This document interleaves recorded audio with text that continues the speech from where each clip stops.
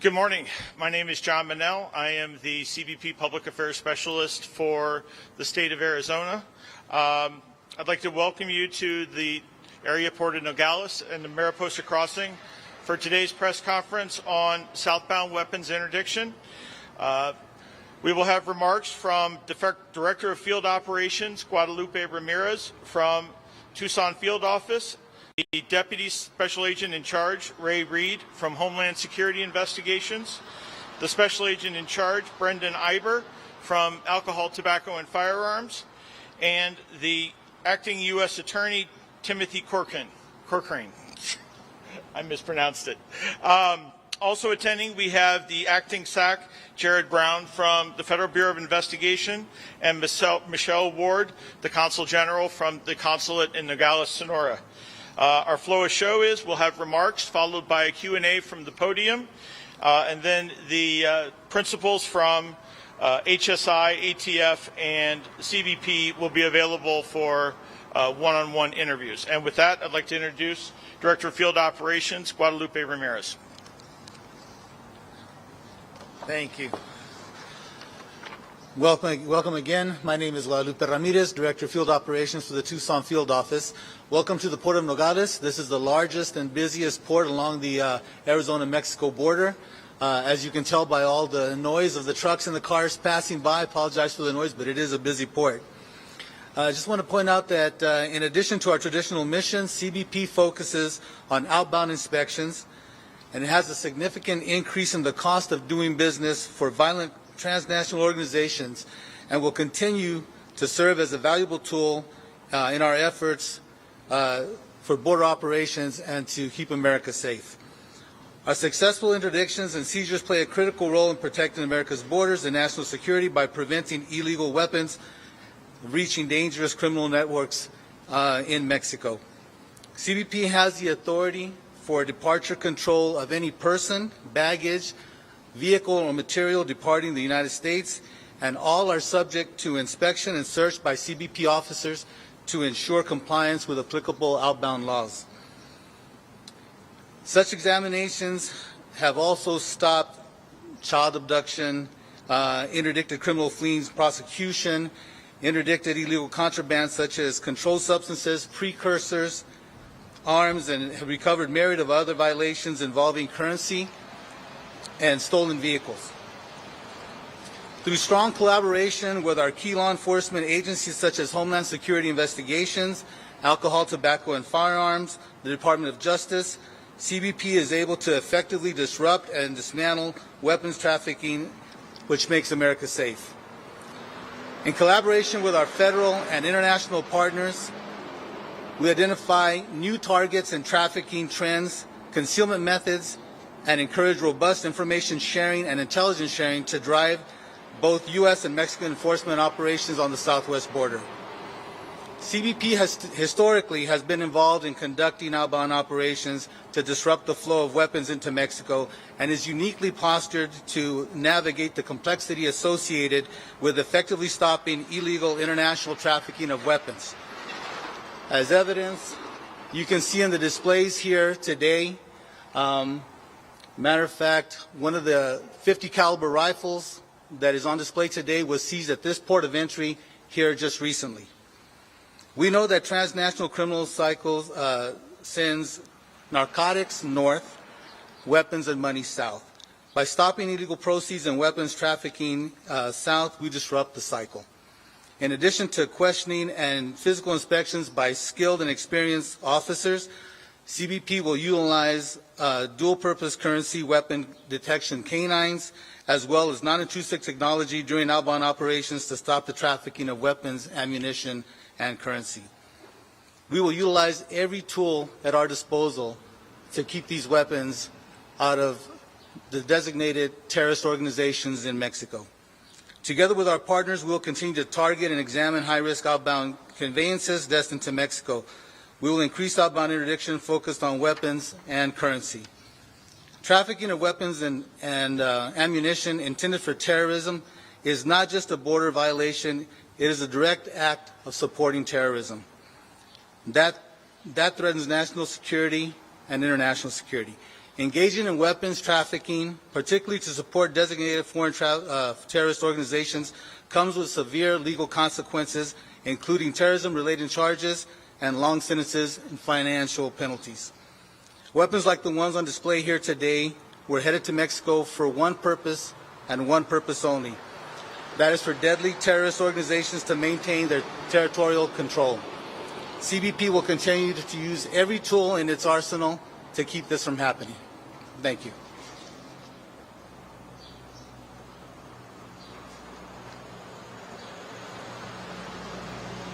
Good morning. My name is Ray Reed. I'm the Deputy Special Agent in charge for Homeland Security Investigations in Arizona.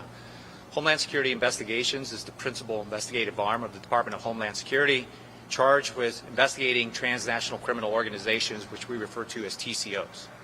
It's well known that these TCOs engage in violence in order to further their illegal enterprises, especially on the southwest border. These TCOs can't continue to push their agendas through without the support of illegal firearms and the procurement of illegal firearms, which are trafficked throughout the United States and throughout the world. HSI specifically focuses on this through our Border Enforcement Security Task Forces, otherwise known as BEST, in collaboration with our CBP, DHS, and DOJ partners represented here today.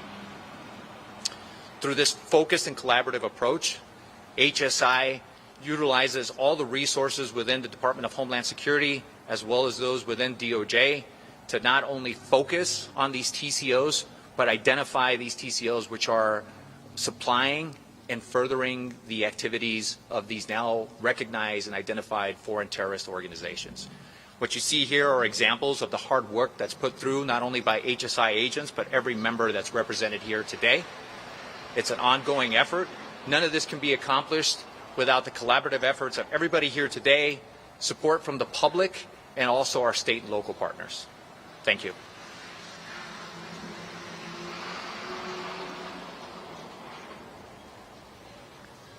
Good morning. My name is Brendan Iber. I'm the Special Agent in charge for the Bureau of Alcohol, Tobacco, Firearms, and Explosives here in Phoenix, Arizona. I want to start off by saying ATF's primary mission is to reduce violent crime and combat firearms trafficking by cartels and terrorist organizations. While our mission is clear and concise, it is also immense and dangerous. ATF partners with the U.S. Attorney's Office, Homeland Security Investigations, Customs and Border Protection, and the FBI and other state, county, and local law enforcement partners. We do this to prevent Mexican cartels and terrorist organizations from acquiring illegal firearms whose criminal activities put American lives in danger. Cartels rely on specific firearms to facilitate, expand, and protect their criminal enterprise. Over the past 4 years, cartels have infiltrated the United States through the southern border and are operating within our communities. These cartels have established and expanded their networks throughout the United States to carry out their illicit activities such as fentanyl trafficking, human smuggling. ATF has determined that cartels prefer large caliber and or belt-fed rifles such as the Ohio Ordnance M250 caliber rifle, the Ohio Ordnance M240 7.62 millimeter, the FN M249 5.56 millimeter, and the Barrett M82 50 caliber semi-automatic rifle. These cartels and terrorist organizations are often responsible for the most heinous violent crimes affecting the communities and neighborhoods of the United States. Under President Trump and Attorney General Bondi's leadership, and since January 20th of this year, ATF has prevented nearly 9,700 firearms from falling into the hands of dangerous criminals or terrorists. If you take a look over at the table over here, these are a lot of the firearms that ATF seizes. I'll tell you right now that is a very small representation of what our agents come across almost on a weekly basis. And I'll also say, since the announcement from Attorney General Bondi earlier in the week of the 9,700 firearms, I will tell you here in Arizona alone, that number is now up to 11,000. We talk about partnerships here. Partnerships are so valuable. It's a whole of government approach. We all have to work together. We all have our own expertise to bring these criminals to justice and to face for their crimes. The two partners that we have left out are federal firearms licensees. The vast majority of federal firearms licensees, your legal gun dealers, We work hand in hand with them. ATF educates these federal firearms licensees on identifying straw purchasers and working with them to stop this. I will tell you that they are the first line of defense. When a straw purchaser goes into a federal firearms licensee, they are the first line of defense to stop this from leaving their store. And they do a great job at it. The other partner in there is the citizens of this country, right? We get so much information of great citizens just speaking out, notifying us when suspected criminal activity is happening, and we'll run that down again with all of our partners. The bottom line is this. American citizens aren't used to violence. They really aren't. Nobody wakes up in the morning wanting to feel unsafe in their homes. They don't want to feel unsafe taking their kids to school. They don't want to feel unsafe going to the grocery store to buy a gallon of milk. So I'm telling you right now, and I don't want to speak for my federal partners here and everybody else, but ATF will work day and night, weekends, holidays, whatever it takes to identify these individuals, these organizations, these groups that are responsible for trafficking all these firearms over here. And with that being said, I'll introduce the interim U.S. Attorney for the District of Arizona, Timothy Courchain.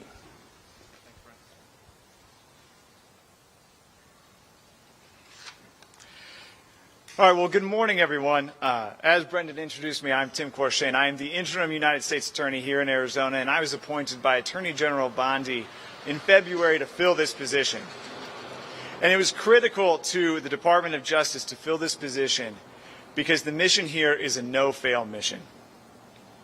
The presence here today is meant to show that we have a unified effort of government to stop weapons trafficking south to Mexico, because that weapons trafficking south to Mexico fuels cartel violence and fuels cartel power, and those cartels are now foreign terrorist organizations.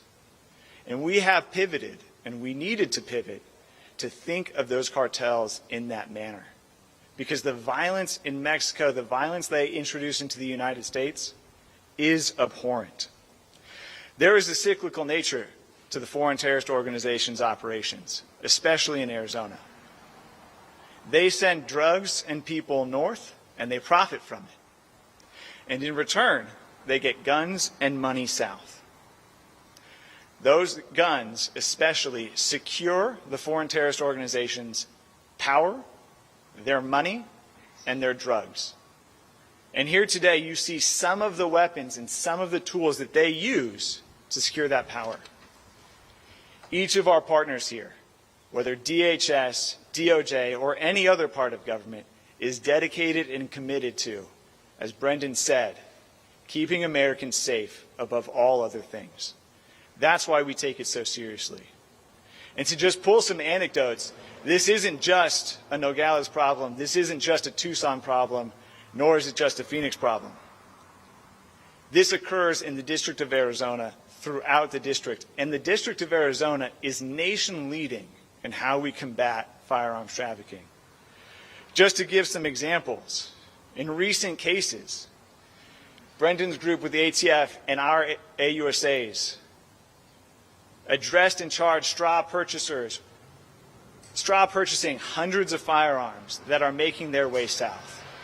That's the suppliers in Phoenix. Our Tucson AUSAs, with DHS and DOJ partners, interdicted 3,000 rounds of 50 cal ammunition. And if you look at the 50 cal weapons on that table, you'll see the damage that those rounds can do.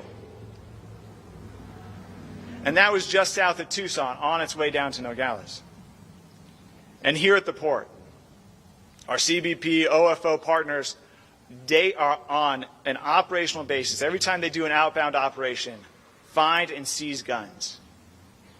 They are denying the cartel those weapons and those instruments, and they are protecting people both in Mexico and in the United States.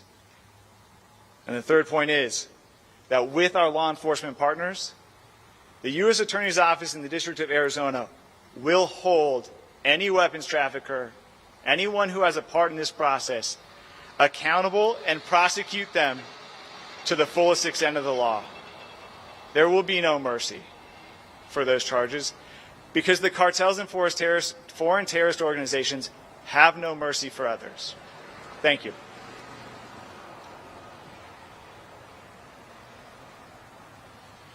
Thank you, sir. And now we'll take questions from the media.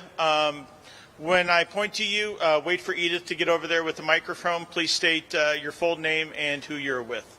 Chorus. Thank you, Commander from News 4 Tucson. When you come across these weapons going south, I would imagine the smuggler isn't the manufacturer of the weapon. What do you do at that point to try and pinpoint where the weapons came from and perhaps the volume of where they might be coming from one or more people?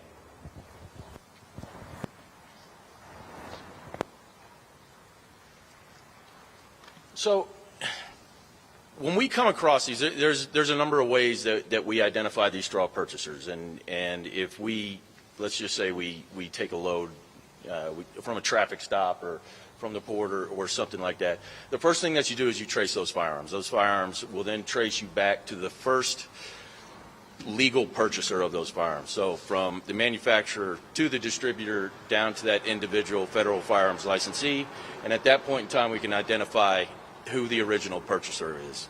At that point, that's where really the investigation truly gets started. Because just because that gun was purchased in legal commerce doesn't mean the person that purchased it was the one that put it into illegal commerce. So you're doing interviews, you're tracing firearms, you're talking to your FFL partners, you're talking to all of our partners here to see if they have any information to really dial it down.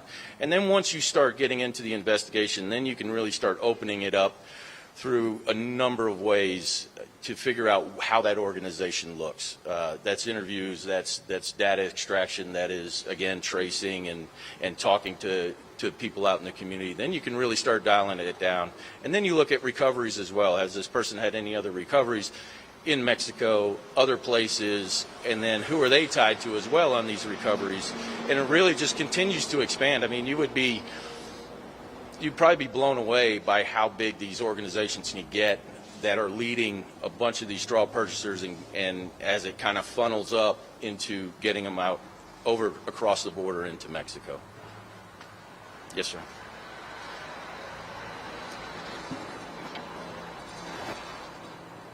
Hi, my name is Renee Romo. I'm with 13 News in Tucson. I just wanted to kind of ask, hello? Just the different guns on the different tables. Typically, do you find, multiple at one time, or do you find them all together in one bust? How does that usually work? Because obviously I see a variety over here, but some of these over here kind of look the same. Thanks. Good question. At the ports of entry, it could be either or. We have instances where we'll have maybe one or two weapons to times where you'll have a dozen weapons and including ammunition. So it depends, it just depends on that one interception and also the method of concealment. So in some cases, concealment, when you have 50 caliber ammunition, kind of hard to conceal. But some of these weapons and weapon parts, they'll find the same kind of compartments that are used for narcotics coming into the country. They utilize those same type of compartments for weapons going into Mexico.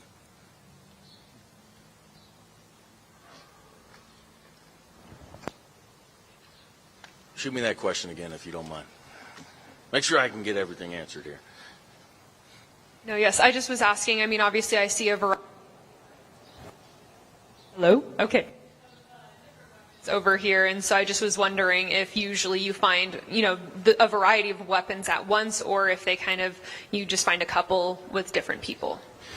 Yeah, so for us, we interdict as soon as we know we have a straw purchaser, right? And so that straw purchaser, I mean, it depends on what you're paying. I mean, there's $16,000, $20,000, $25,000 in cash that these individuals are going into gun stores and purchasing these things for. Obviously, some of them are pretty heavy, so they're not just walking out carrying them. So really what we do is we interdict as soon as we know a straw purchaser.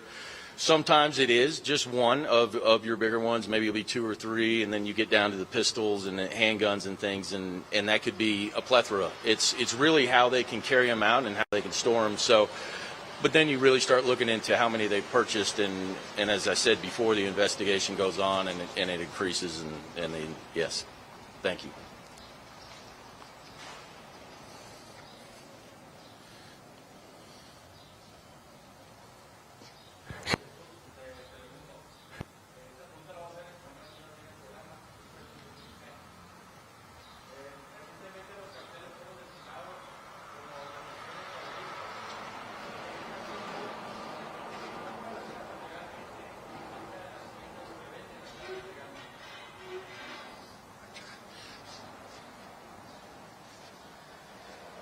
going to go ahead and respond to that in English for the group here.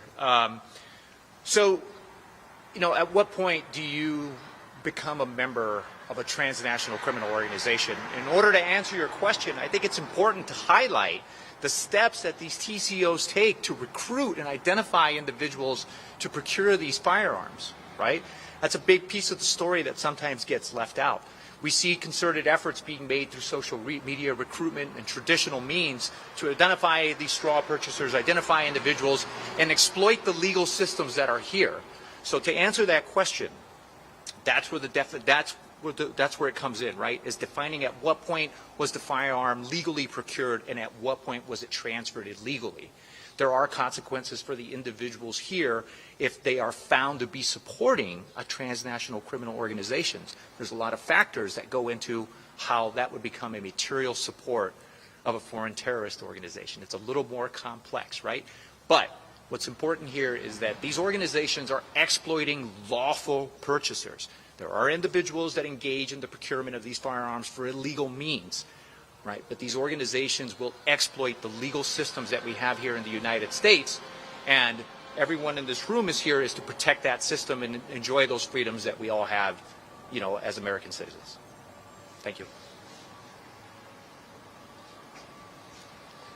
Daniel.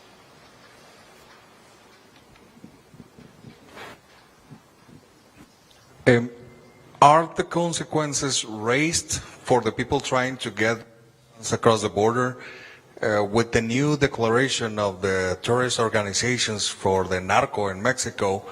Are the consequences raised because it's not just U.S. citizens that try to get the border?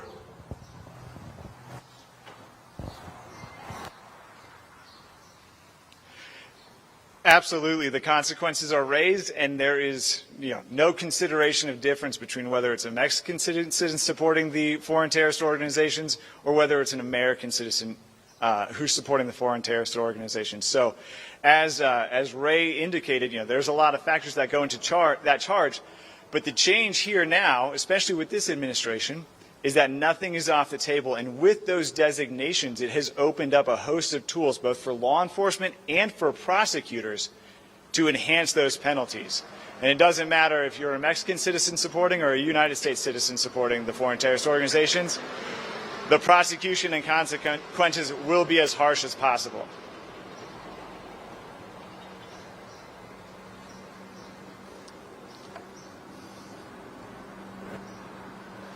Hi, I'm Madison Thomas with KGUN 9 out of Tucson. Can you guys talk a little more about the stats regarding the seizures of the weapons and how those numbers increased in the last 100 days since the Trump administration took over?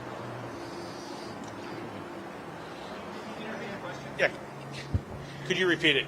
Yeah. Can you talk a little more about the stats regarding the seizures of the weapons? And in the past 100 days since the Trump administration took office, have you seen those numbers increase compared to the last administration? Look, I don't have the numbers from a prior administration. I did not bring those with me. I will say that we've been given directives under this new administration on how to combat these firearms trafficking organizations. And we work for our boss, right? We work for the President of the United States, Attorney General Bondi, and their direction is to clamp down on the firearms trafficking. And now that they've designated some of these organizations as terrorist organizations, that, again, like the U.S. Attorney here said, opens up a wide range of new charges or added on charges that we can add. So I would say I don't have those numbers in front of me, but we're extremely focused on the firearms trafficking mission and the guns going south to supply these cartels and these transnational organizations of firearms. Hi, Rafael Romero Ruiz from the Arizona Republic, and I apologize if you already maybe touched on this. I got here a little late, but I'm curious to know the number of charges that have been brought since the new administration came into office, so since January 20th. I guess this is for the U.S. Attorney's Office. I'm looking directly at you there.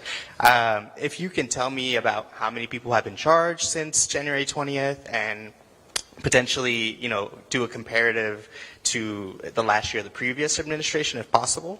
But yeah.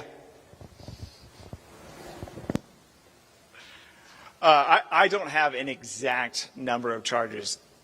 It is significant, but I think an important point to talk about when we ask about stats, it's more about impact, because with the policies that came with President Trump and Attorney General Bondi, there has been a significant suppression effort, especially along the border.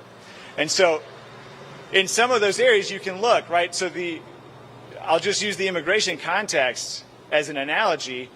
The numbers are down 96% along the border, right? So if you're comparing stats from the prior administration to now, well, there's been a sea change in how we enforce and how our opponents operate. But what I will say is the charges have increased in severity, right? And so that's what we're seeing from our office, and that's what we're trying to push in our office, and that's what we're investigating in our office, is at another level of severity. So I can't give you an exact number, but I can tell you that the focus is on impact and severity.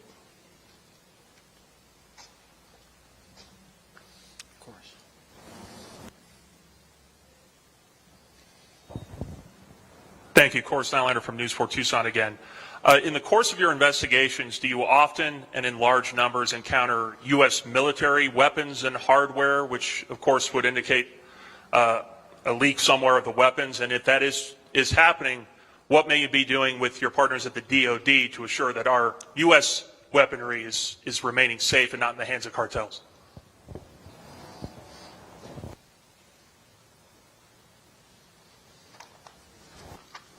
So the easy answer to that question is the U.S. military keeps a pretty tight control over their inventory. I'll tell you, all these firearms here on this table are semi-automatic firearms, right? They're easier to get. They're not controlled under the National Firearms Act, and they are available to citizens. So these are really easy to get. What they do, though, is as soon as they get these south of the border, they basically have factories, they have individuals that are converting these things from semi-automatic to fully automatic.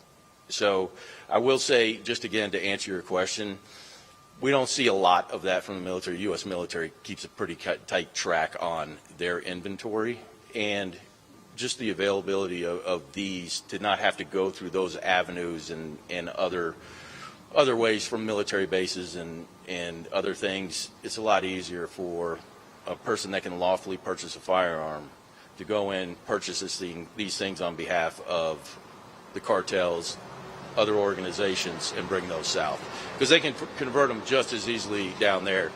It's just ease for them.